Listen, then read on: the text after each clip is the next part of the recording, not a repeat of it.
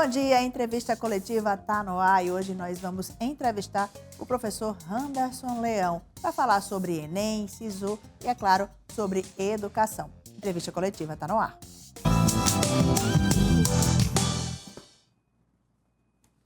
Bom dia, professor Anderson, seja muito bem-vindo ao nosso entrevista coletiva. Professor, na última sexta-feira foi divulgado aí o resultado do SISU e hoje é um dia decisivo para os alunos que pretendem aí ingressar no ensino superior. Isso mesmo, bom dia, Simone. Uma alegria poder estar aqui, gratidão pelo convite. Hoje é um dia muito importante, pois o aluno já teve acesso às suas notas no SISU, já fez a sua análise e hoje ele precisa definir a sua escolha real para justamente ser o resultado da aprovação.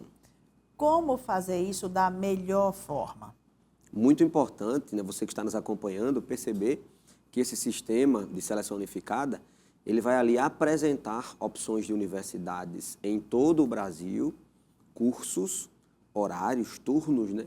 E você precisa perceber primeiro qual é a sua escolha. Eu me vejo trabalhando nesta área, o curso do meu sonho é este curso. E aí o SISU, ele lhe dá a possibilidade, a oportunidade de você poder escolher considerando a sua nota. Então, é o curso que você deseja, é aquele que você tem habilidade, é o seu projeto de vida. Analise e veja a sua nota comparando as demais. Então, você já fez essa escolha, essa análise. A cada dia que passou do SISU, você percebeu, minha nota é 750 pontos e eu percebi que a nota de corte lá é 700. Então, você está dentro da quantidade de vagas. Você já viu que você consegue ser aprovado. Então, se a sua aprovação está dentro da quantidade de vagas, a sua nota está coerente e é o que você quer, você pode escolher sem nenhuma dúvida. A atenção que o aluno precisa ter é que, dependendo da universidade, há uma diferença, né? Então, você pode ter colocado a sua nota em uma universidade onde a média é aritmética, soma e divide. E aí colocou em outro curso ou em outra universidade e mudou. E é exatamente por isso, porque as universidades têm pesos. Então, o olhar é o que você quer, é o seu objetivo de vida. Não, Anderson, eu quero um curso na Universidade Federal do Rio Grande do Norte. Então, é a região que vai localizar. Então, faça a escolha de um curso na universidade que você deseja, que está dentro da sua possibilidade, que a sua nota seja, né, possível para aquela perspectiva. Anderson, o meu sonho é aquele curso, mas a minha nota não é suficiente. Tem possibilidades? Tem a lista de espera, que a gente pode falar um pouco mais sobre isso. Mas, de fato, hoje a sua nota está dentro daquilo que tem vaga, faça essa escolha consciente. Dentro da experiência do senhor, qual é o momento limite? Qual é o momento que o aluno realmente precisa fazer essa escolha? A gente está nesta segunda-feira, mas o prazo se estende até o dia 21, até amanhã. Isso. Qual é o momento limite para o aluno fazer isso? Perfeito. As inscrições abriram no dia 17 e fecham no dia 21. Entretanto, à meia-noite de hoje é o prazo máximo. Então, o aluno ele vai... o SISU diz que tem 5 dias de possibilidade, mas na verdade são 4, porque fecha hoje de meia-noite. Então, hoje é o prazo limite. A sua escolha precisa ser feita hoje. Amanhã não há possibilidade mais de mudar. Vai ficar a sua última escolha. Você vai estar escolhendo aí primeira opção e segunda opção. A primeira opção é preemptiva, a primeira opção ela é prioritária. Então, hoje é o limite que o aluno precisa olhar, minha nota está coerente, ela está dentro da quantidade de vagas. Depois de hoje, o prazo passou. Professor, há como dizer que há uma nota mínima para se entrar em algum curso ou não? Sim. São as chamadas notas de corte. Essas notas de corte, elas têm uma variação, dependendo da quantidade de interessados. Então, exemplo, medicina, 90 vagas, o FRN, por exemplo. Os candidatos que estão selecionando este curso, se for uma quantidade de candidatos muito alta e as notas dos candidatos foram altas, então a média de corte vai subir. Então, na hora que o aluno está fazendo a seleção, ela vai aparecer lá, nota de corte. O que significa aquela nota de corte? É que o último candidato, dentro da quantidade de vagas, a última nota é aquela. Então, aquela é o limite.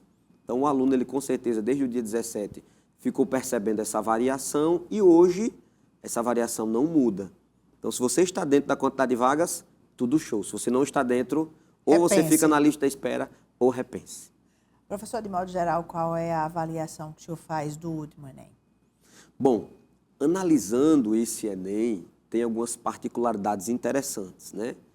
É uma prova que, teoricamente, olhando principalmente para a área de matemática, é uma área bem desafiadora, nós tivemos uma média no Brasil de alunos que acertaram uma boa quantidade de questões. Entretanto, a média nacional caiu, porque a forma de correção não é só pela quantidade de acertos, e sim pela coerência pedagógica, é o chamado TRI, Teoria de Resposta 8. Então, é uma nota que os alunos criticaram bastante, dizendo assim, olha, eu tive um acerto, uma quantidade boa de acertos, mas a minha média foi baixa. Mas é isso mesmo, quando muitos acertam muito, a média É para evitar cai. até aquela história do chute dirigido? Exatamente, né? É um formato que vai minimizar aí o aluno que marcou qualquer alternativa. E o TRI, ele tem uma lógica.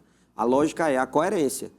Se o aluno está fazendo uma questão, por exemplo, de matemática, que envolve trigonometria ou envolve função do primeiro grau, segundo grau. Conhecimentos básicos. Isso, e ele, naquela questão, ele consegue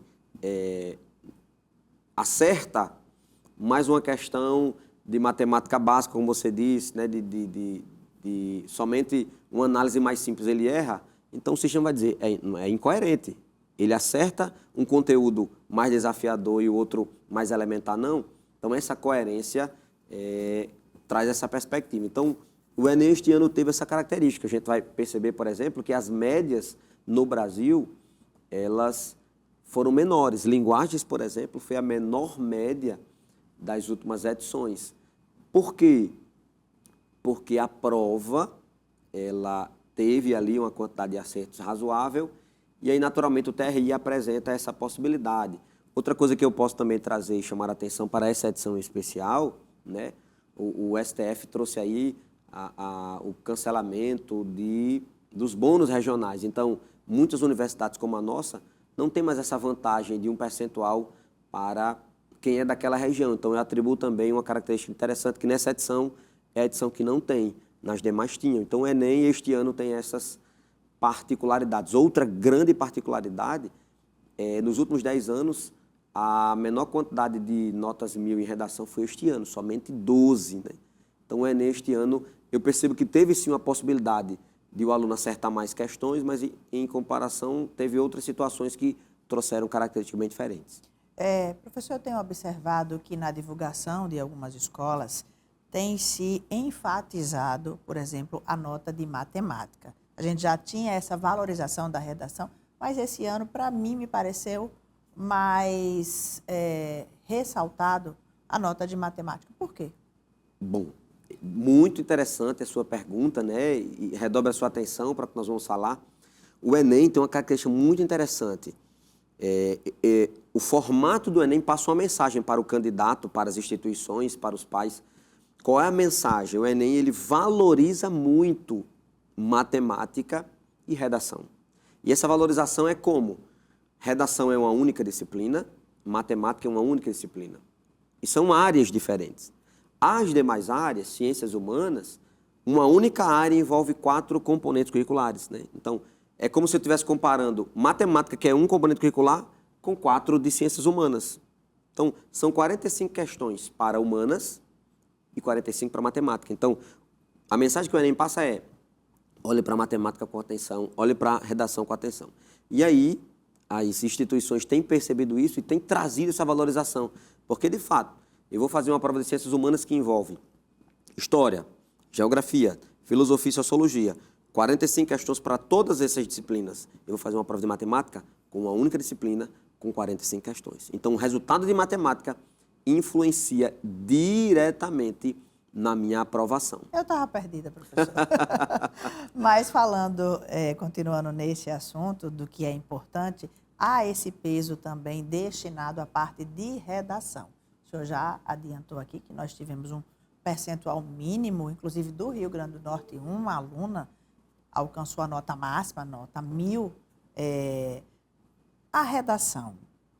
Por que tem sido tão desafiador para esses jovens escrever sobre determinados assuntos? É verdade. Quando nós olhamos o cenário, né, da educação brasileira, há sim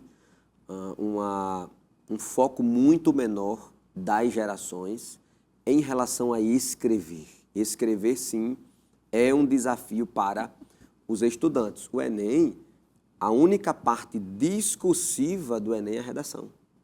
Então, quem é da época aí, da segunda fase da UFRN, por exemplo, vai perceber que tinha parte discursiva. Até áreas tecnológicas, a área biomédica, mas tinha questão discursiva. Então, hoje, o escrever, né, diretamente, né, no papel ali, não existe. Hoje, com o advento da internet, a comunicação... As redes sociais, essa presença digital que para os jovens é tão mais forte, tão mais... puxa muito, mas elas têm essa interferência? Diretamente, sim. Então, o Enem é a parte discursiva da prova. E aí é uma expectativa que o aluno ele fica, porque a parte objetiva ele tem, acertei 10, 20, 30, 40, redação não. Ele não tem esse formato. E aí este ano, com somente 12 alunos no Brasil que tiraram nota 1000, chama muita atenção. Ficou muito evidente. E aí a gente consegue perceber que, de fato, precisamos olhar para essas produções textuais. Professor, o senhor coordena aí o ensino médio do Noil de Ramalho, que é, por si só, um grande desafio. Para a gente finalizar, qual a dica que o senhor daria para esses alunos que vão entrar no pré esse ano, que está no começo do ano, tem como se preparar para que no final do ano consigam aí êxito no Enem? Muito bem. Você, papai, você, mamãe, você, aluno que está nos acompanhando, né? Temos a nobre missão de estar ali à frente da gestão pedagógica do Noil de Ramalho, uma instituição maravilhosa aí, 110 anos de tecnologia, tradição, uma instituição com muita aprovação. Você precisa, de fato, ter uma consciência de que o ano do pré é um ano incomum. É um ano que você realmente precisa tomar decisões, você precisa seguir o direcionamento e precisa antecipar a sua preparação da melhor forma. O que eu costumo dizer é que o aluno Noil de Ramalho, o aluno que está ali, o aluno que quer ter um resultado de excelência, não é aquele aluno que exagera no tempo de estudo numa perspectiva mínima. Eu estudo muito um dia na semana, mas é aquele que estuda pouco, mas estuda todos os dias. A constância faz a diferença. Constância, primeiro aspecto. Segundo, importantíssimo, a prática. Você precisa se deter à prática. O aluno do pré é um aluno que faz questões. E a terceira, perspectiva emocional. Ter o equilíbrio de poder considerar a carga emocional mais equilibrada. Muito obrigado, professor Anderson Leão, lá do Noil de Ramalho, pela participação aqui. E olha, a gente vai ficando por aqui, lembrando que o Entrevista Coletiva, se você perdeu algum programa, você pode rever aqui, só acessar as nossas redes sociais. E eu vou ficando por aqui. Vem aí, bora Brasil!